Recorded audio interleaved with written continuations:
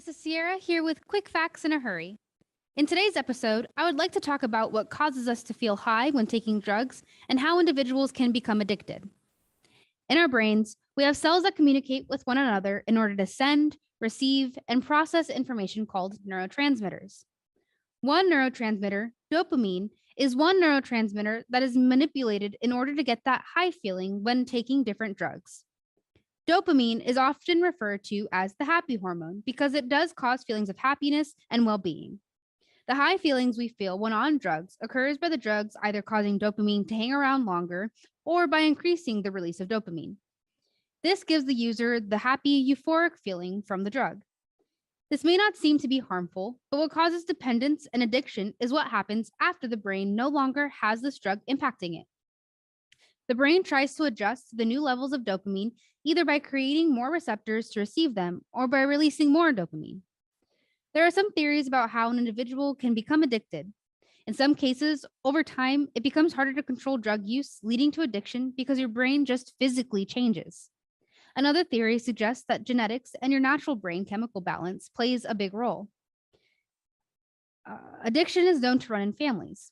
It can also be a combination of both your genetics and your brain's susceptibility to physical changes due to the drug.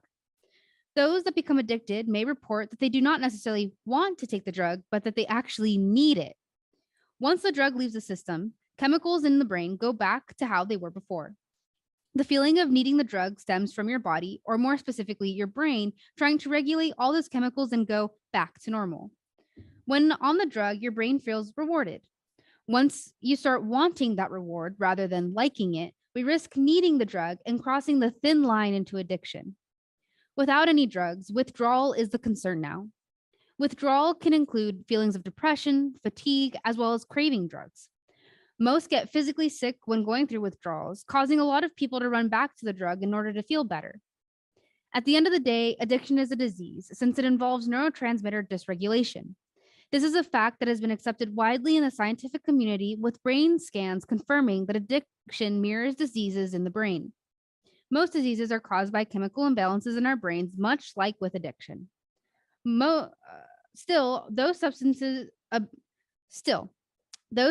abuse problems are still looked down upon and punished harshly for becoming addicted here in America. In 2001, Portugal went so far as to decriminalize all drugs in order to redistribute funds to rehabilitation rather than incarceration. According to The Guardian, ever since drugs in Portugal were decriminalized, the opioid crisis has stabilized, and the ensuing years saw dramatic drops in problematic drug use, HIV and hepatitis infection rates, overdose deaths, drug-related crimes, and incarceration rates. HIV infection plummeted from an all-time high in 2000 of 104.2 new cases per million to 4.2 cases per million in 2015. We can better help people who become addicted by shifting the societal view from thinking addiction is a choice to the reality that it is a disease. We must stop treating addicts as criminals and start treating them as human. This has been Sierra here with quick facts in a hurry, and have a great day. Thank you for tuning in to Quick Facts in a Hurry. If you'd like to make suggestions, email us at ewcfacts@gmail.com. That's ewcfacts@gmail.com. This has been an EWC Communication production.